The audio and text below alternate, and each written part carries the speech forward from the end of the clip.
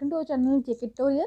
Students, आज हम करेंगे क्लास 7th की साइंस का 11th chapter that is transportation in animals and plants. कैसे होती है ट्रांसपोर्टेशन एनिमल्स और प्लांट्स में। तो स्टार्ट करने से पहले जो आज मेरे चैनल पे न्यू है वो उसे सब्सक्राइब करना ना भूलें। So let us start. आपने पहले पढ़ा होगा कि ऑर्गेनिज्म को क्या चाहिए होता है, फूड चाहिए होता है, वाटर चाहिए होता है और ऑक्सीजन सर्वाइव करने के लिए, जिंदा रहने के लिए इन तीनों चीज़ों की ज़रूरत है। तो उन्हें क्या ज़रूरत पड़ती है, ट्रांसपोर्ट करने की ज़रूरत पड़ती है। इन सभी चीज़ों को ट्रांसपोर्ट कैसे करना होता है, अलग अलग पार्ट्स ऑफ बॉडी पे करने के लिए किसी न किसी चीज़ की तो ज़रूरत पड़ेगी। फर्दर जो एनिमल्स होते हैं उनको क्या चाहिए, ट्रांसपोर्ट करने होते हैं वेस्ट, जो वेस्टेस होते हैं अलग अलग पार्ट्स से, उनको क्या करना होता है, रिमूव करना होता है अपनी बॉडी के अंदर से। ठीक है, ये चीज़ें भी बॉडी तक पहुँचानी है और जो वेस्टेस हैं बॉडी से वो भी क्या करने हैं, रिमूव करने हैं। तो आपको ये जो सोच के थोड़ी सी हैरानी होगी, वंडर होगी आपकी, ये कैसे अचीव, ये चीज़ कैसे होती है। ये आप फिगर देख रही है आपको, ये वाली 11.1, इसमें आप देख रहे हैं हार्ट है, ठीक है, और ये ब्लड वेसल्स है, ठीक है, ब्लू कलर पर्पल कलर की और रेड कलर की क्या है, ब्लड वेसल्स है।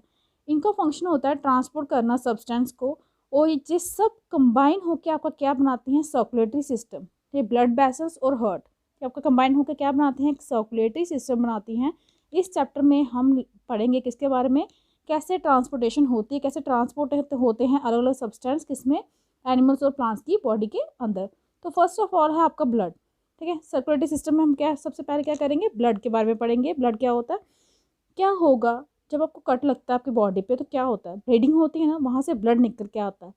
तो ये ब्लड क्या होता है, ब्लड क्या होता है, एक फ्लूइड होता है जो फ्लो करता है हमारी ब्लड वेसल्स के अंदर। जो ब्लड वेसल्स हैं इनके अंदर क्या फ्लो करता है, ब्लड फ्लो करता है, और ये ट्रांसपोर्ट करता है सब्सटेंस जैसे कि डाइजेस्टेड फूड, कहाँ से, स्मॉल इंटेस्टाइन से, जो दूसरे पार्ट्स होते हैं बॉडी के वहाँ तक। ये कैरी करता है ऑक्सीजन को लंग्स से, जो सेल्स होते हैं बॉडी के वहाँ तक, और ये ट्रांसपोर्ट करता है वेस्ट जो होता है वो रिमूव करता है कहाँ से, बॉडी से। ठीक है, ये क्या करता है, ऑक्सीजन को भी कैरी करता है लंग्स से, सेल तक पहुँचाता है, स्मॉल इंटेस्टाइन से फूड, जो डाइजेस्टिव फूड है वो पार्ट्स ऑफ बॉडी तक पहुँचाता है, और ट्रांसपोर्ट करता है वेस्ट को ताकि वो रिमूव हो सके बॉडी से। तो ये ब्लड एक ब्लड ही तो है, फ्लूइड तो है, ये इतना सारी चीज़ों को कैसे कैरी करता है। जो ब्लड है वो बना हुआ है किसका, फ्लूइड का, जिसे कहते हैं प्लाज्मा। प्लाज्मा में क्या होते हैं, अलग अलग टाइप के क्या होते हैं, सेल्स होते हैं जो सस्पेंडेड फैले हुए होते हैं। ठीक है, प्लाज्मा के अंदर जो अलग अलग टाइप के सेल्स होते हैं वो क्या होते हैं, फैले हुए होते हैं। उनमें से एक टाइप का सेल है आपका रेड ब्लड सेल, आरबीसी भी आप बोलते हैं उसको। रेड ब्लड सेल होता है जिसके अंदर क्या होता है, रेड पिगमेंट होता है, उस रेड पिगमेंट को आप बोलते हो हेमोग्लोबिन। ये हेमोग्लोबिन बाइंड्स हो जाता है, किसके साथ जुड़ जाता है, ऑक्सीजन के साथ, और ट्रांसपोर्ट करता है उसको सारे पार्ट्स ऑफ बॉडी तक, और अल्टीमेटली कहाँ तक, सेल्स तक पहुँचाता है। ऑक्सीजन को कौन कैरी करता है, हेमोग्लोबिन करता है। और ये बहुत डिफ़िकल्ट होगा प्रोवाइड करना ऑक्सीजन एफिशिएंटली सारे के सारे सेल्स जो होते हैं बॉडी के, अगर क्या नहीं होगा, हेमोग्लोबिन मीन्स हेमोग्लोबिन के बिना ऑक्सीजन को ट्रांसपोर्ट करना सारे सेल्स तक, वो क्या होगा, डिफ़िकल्ट होगा। तो जो प्रेजेंस होती है हेमोग्लोबिन की, वो क्या करती है, ब्लड को क्या बनाती है, रेड बनाती है। तो ब्लड के अंदर सिर्फ ये रेड ब्लड सेल नहीं होते बल्कि वाइट ब्लड सेल भी होते हैं, जिसे आप WBC कहते हैं, जो फाइट करते हैं किसके अगेंस्ट, जर्म्स के अगेंस्ट, जब वो हमारी बॉडी के अंदर एंटर करते हैं, क्योंकि ये हमारे इम्यून सिस्टम को क्या करते हैं, स्ट्रॉन्ग बनाते हैं। और यहाँ पे बूजो और पहेली की बात चल रही थी, तो बूजो यहाँ पे एक बार गिर जाता है खेलते खेलते गेम को, तो उसकी जो नी होती है वहाँ पे उसको चोट लग जाती है, और वहाँ से ब्लड निकलना शुरू हो जाता है उस कट से।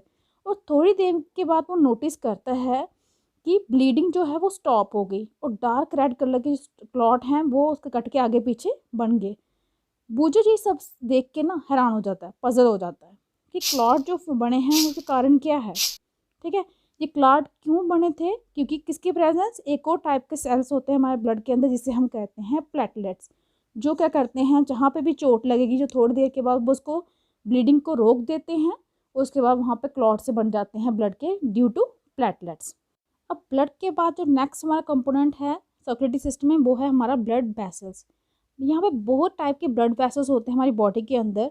आपने देखा होगा जब हम सांस को अंदर लेते हैं, जो फ्रेश सप्लाई होती है ऑक्सीजन की वो फिल हो जाती कर देती है लंग्स को, तो उसके बाद ऑक्सीजन जो है ट्रांसपोर्ट हो जाता है रेस्ट पार्ट में जो होते हैं, जो बॉडी के हर पार्ट तक पहुँच जाता है। आल्सो जो ब्लड है वो पिक करता है वेस्ट मटेरियल, जिसके अंदर कार्बन डाइऑक्साइड भी होती है, कहाँ से, सेल से। ये जो ब्लड है उसके बाद कहाँ पे जाता है, हार्ट में, और ट्रांसपोर्ट हो जाता है वापस कहाँ पे, लंग्स में, ताकि वहाँ पे जाके रिमूवल हो सके किसका, कार्बन डाइऑक्साइड का। लंग्स से ही ऑक्सीजन अंदर जा रही है और लंग्स से ही कार्बन डाइऑक्साइड बाहर जा रहा है। ठीक है, ये अपन चैप्टर 10 में पढ़ा हुआ था। तो दो टाइप के ब्लड वेसल्स होते हैं, एक को आर्टरीज बोलते हैं और दूसरी को वीन्स बोलते हैं, जो प्रेजेंट कहाँ पे होते हैं, हमारी बॉडी के अंदर। आर्टरीज क्या करती हैं, वो कैरी करती हैं ऑक्सीजन वाले ब्लड को कहाँ से, हार्ट से, वो कहाँ तक पहुँचाती हैं, सारे पार्ट्स जो होते हैं बॉडी के वहाँ तक पहुँचाती हैं। अब आपको पता है कि जो ब्लड होता है, ब्लड का फ्लो होता है, वो बहुत फास्ट होता है और हाई प्रेशर में होता है। तो इसीलिए आर्टरीज जो होती हैं उसकी जो वॉल्स होती हैं थोड़ी मोटी होती हैं, थिक होती हैं। एक एक्टिविटी परफॉर्म करते हैं, स्टडी करते हैं कि फ्लो कैसे होता है ब्लड का, कहाँ से, आर्टरीज से। इस एक्टिविटी में क्या करना है, आपने प्लेस करना है मिडिल और इंडेक्स फिंगर जो है आपकी राइट हैंड की, कहाँ पे, इनर साइड पे आपकी लेफ्ट रिस्ट की। तो क्या आपको महसूस हुई कोई मूवमेंट आपको लग रही है वहाँ पे, आप क्या सोचते हो वो मूवमेंट क्या है, वो थ्रॉबिंग सी क्या हो रही है, किसकी ये आवाज़ आ रही है। वो थ्रॉबिंग जो है वो हमारी पल्स है, पल्स रेट देखते हैं ना आपकी रिस्ट पे। और वो क्यों होती है, क्योंकि ब्लड जो है वो फ्लो कर रहा है कहाँ से, आर्टरीज पे। आपने काउंट करने हैं जो पल्स बीट्स हैं वहाँ पे, काउंट करने हैं 1 मिनट तक। तो कितनी पल्स बीट आपने काउंट की, नंबर ऑफ बीट्स जो पर मिनट होती है उसे हम कहते हैं पल्स रेट। ठीक है, 1 मिनट में कितनी बीट्स जो है वो प्रोड्यूस हुई, इसे पल्स रेट कहते हैं। अगर एक रेस्टिंग पर्सन जो भी होता है ना आराम में, यूजुअली उसका पल्स रेट कितना होता है, 72 से 80 बीट्स तक होता है पर मिनट। ठीक है, मतलब 72 से 80 बार उसका दिल धड़कता है। वो दूसरे प्लेसेस जो होते हैं हमारे बॉडी के, वो फाइंड कीजिए जहाँ से आप पल्स रेट को फाइंड कर सकते हो। ये देखो यहाँ पे दिखाया है, रिकॉर्ड कीजिए अपनी पल्स बीट्स को पर मिनट और अपने क्लासमेट्स की। इंसर्ट कीजिए वैल्यू जो ऑब्टेन्ड हुई आपकी टेबल 11.1 में लिखी और उन्हें कंपेयर कीजिए। इस तरह से चेक करा, ये फिगर में दिखाया गया यहाँ पे। आर्टरीज के बाद दूसरी कौन सी थी ब्लड वेसल थी, वीन्स थी। वो वेसल क्या करते हैं, कैरी करती हैं कार्बन डाइऑक्साइड वाले ब्लड को कहाँ से, सभी पार्ट्स ऑफ बॉडी से, और कहाँ तक पहुँचाती हैं, हार्ट तक पहुँचाती हैं। वीन्स की जो वाल्व्स हैं वो थिन होती हैं, ये उनके अंदर वाल्व्स प्रेजेंट होते हैं वीन्स में, जो एलो करते हैं ब्लड को कि वो फ्लो कर सके कहाँ पे, हार्ट की साइड पे। ठीक है, ये देख फिगर यहाँ पे आपको दिखाई गई है। ये सिस्टमेटिक डायग्राम है कि इसकी सर्कुलेशन की कैसे होता है। ये देखिए वीन्स पहुँचा रही हैं, आर्टरी लेके जा रही हैं। ठीक है, कैपिलरीज से हर पार्ट तक बॉडी के पहुँचा रही हैं, और आता कहाँ पे है, लंग से ही ऑक्सीजन आएगा, लंग से ही जाएगा। ये सिस्टमेटिक डायग्राम आपकी। इस फिगर में आपने देखा होगा कि जो आर्टरीज होती हैं वो क्या होती हैं, डिवाइड हो जाती हैं स्मॉलर वेसल्स में। जब वो कहाँ तक पहुँचती हैं, टिश्यूज़ तक, वो डिवाइड हो जाती हैं थिन ट्यूब्स में। ये देखिए आर्टरीज यहाँ पे जाके डिवाइड हो रही है, जिस उन थिन ट्यूब्स को हम क्या कहते हैं, कैपिलरीज। ठीक है, जहाँ पे जाके ये डिवाइड हो जाती है उन थिन ट्यूब्स क्या बोलते हैं, कैपिलरीज बोलते हैं। और कैपिलरीज जॉइन होकर क्या बनाती हैं, फिर से वीन्स बनाती हैं, जो कहाँ पे जाके खाली होता है, हार्ट में। अब ये हार्ट क्या होता है, हार्ट जो है एक ऑर्गन है जो क्या करता है, बीट करता है कंटिन्यूसली, वो एक पंप की तरह एक्ट करता है और ट्रांसपोर्ट करता है ब्लड को, जो कैरीज करते हैं दूसरे सब्सटेंस इसके साथ। ठीक है, इमेजिन कीजिए कि पंप जो है वर्किंग कर रहा है सालों से विदाउट स्टॉपिंग, रुकता तो नहीं है, हार्ट तो रुकता नहीं है, वो पंप करते रहता है। Absolutely impossible, get over hearts works like a pump non stop. तो इसी तरह जो हमारा हार्ट है ना, ये पंप की तरह एक्ट करता है, लेकिन ये कभी भी स्टॉप नहीं होता। अब हम हार्ट के बारे में यहाँ पे पढ़ेंगे। हार्ट जो होता है वो कहाँ पे लोकेट होता है, चेस्ट के पास, चेस्ट कैविटी में, लोअर टिप पे, स्लाइटली कहाँ पे, लेफ्ट साइड पे। होल्ड कीजिए अपनी फिंगर्स अपनी पाम की साइड और एक फिस्ट बनाइए। ठीक है, आपके जो हार्ट है वो रफली आपके फिस्ट की साइज़ का ही होता है। जितना आपका फिस्ट का साइज़ बनेगा उतना ही साइज़ होता है आपके हार्ट का। क्या होगा, जो अगर ब्लड रिच जो ऑक्सीजन है और ब्लड रिच जो कार्बन डाइऑक्साइड आपस में अगर मिक्स हो जाए, इसे अवॉइड करने के लिए क्या होता है, हार्ट में 4 चैम्बर्स होते हैं। ठीक है, तो 2 अपर चैम्बर्स जो हैं उन्हें आर्टरिया कहते हैं, जो आर्टरियम भी कहते हैं, और 2 लोअर चैम्बर्स को हम बोलते हैं वेंट्रिकल। ये फिगर में यहाँ पे दिखाया गया है। और जो पार्टीशन होती है चैम्बर्स के बीच में, वो अवॉइड करती है किसी मिक्स ना हो, ऑक्सीजन और ब्लड कार्बन डाइऑक्साइड आपस में मिक्स ना हो। ये देखिए यहाँ पे, ये आपका लेफ्ट ऑरिकल और एट्रियम बोलते हो, जो लेफ्ट वेंट्रिकल है, ये राइट ऑरिकल और ये राइट वेंट्रिकल है। इनके बीच में क्या है, पार्टीशन है, ताकि ये बीच में क्या मिक्स ना हो। यहाँ पे अंडरस्टैंड करने के लिए फंक्शनिंग सर्कुलेटरी सिस्टम की हमें राइट साइड ऑफ हार्ट से देखना पड़ेगा फिगर में, और फॉलो करने हैं एरो। ये एरो आपको शो करेंगे डायरेक्शन किसकी, ब्लड की, कहाँ से, हार्ट से। ठीक है, हार्ट से शो करेंगे, हार्ट से लंग्स तक, और उसके बाद बैक कहाँ पे, हार्ट पे, जहाँ पे वो पंप हो जाता है रेस्ट ऑफ बॉडी पे तक। ठीक है, नेक्स्ट है आपका हार्ट बीट। जो वॉल्स होती हैं चैम्बर्स ऑफ हार्ट की, वो बनी होती है मसल्स की। जो मसल्स हैं ये कॉन्ट्रैक्ट और रिलैक्स होते हैं रिदमिकली। रिदमिक कॉन्ट्रैक्शन जो होती है वो फॉलो कैसे होती है, जब रिलैक्सेशन होती है कहाँ पे, हार्ट बीट के साथ। रिमेंबर ये याद कीजिए कि जब हार्ट बीट कंटिन्यूसली चलती रहती है हमारी पूरी लाइफ तक, अगर आप अपना हैंड रखोगे लेफ्ट साइड आप अपने चेस्ट के, तो आपको फील होगी वहाँ पे भी हार्ट बीट। ठीक है, आपने रिस्ट पे भी चेक की, आप यहाँ पे चेस्ट पे रख के देखोगे तो वहाँ पे भी आपको हार्ट बीट सुनाई देगी। डॉक्टर फील करते हैं आपकी हार्ट बीट किसकी हेल्प से, इंस्ट्रूमेंट की हेल्प से, जिसे क्या कहते हैं, स्टेथोस्कोप। आप डॉक्टर के पास जाते हो ना तो उन्होंने स्टेथोस्कोप लगाया होता है, उससे वो चेक करते हैं। डॉक्टर यूज़ करते हैं स्टेथोस्कोप एज ए डिवाइस ताकि वो एम्पलीफाई कर सके साउंड किसकी, हार्ट की।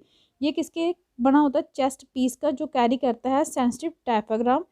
2 ईयर पीसेस होते हैं और एक ट्यूब जो ज्वाइन करती है इन सभी पार्ट्स को।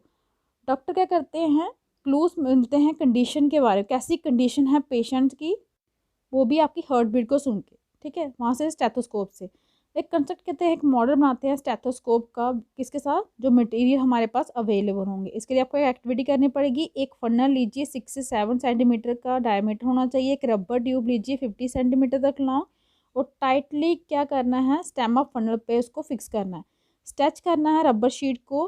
ठीक है, किसके साथ, बैलून के साथ भी कर सकते हो।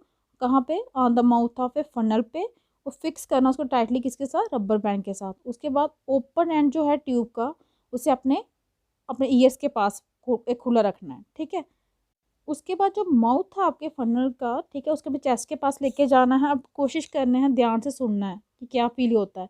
क्या आपको कोई रेगुलर कोई थंपिंग साउंड सुनाई दे रही है, वो साउंड किसकी होती है, हार्ट बीट्स की होती है। और कितने टाइम्स आपने हार्ट बीट जो है वो मिनट में आपने सुनी, काउंट कीजिए। ठीक है, 4-5 मिनट के लिए काउंट कीजिए इसको, बार बार कंपेयर कीजिए अपनी ऑब्जर्वेशन को, रिकॉर्ड कीजिए अपनी पल्स रेट, रिकॉर्ड कीजिए अपनी हार्ट बीट, और अपने फ्रेंड्स की रेस्ट के टाइम पे, रनिंग के टाइम पे, और रिकॉर्ड करनी है आपने उसको कहाँ पे, 11.2 वाले टेबल में। आपको कोई रिलेशनशिप मिला आपकी हार्ट बीट और पल्स रेट के बीच में?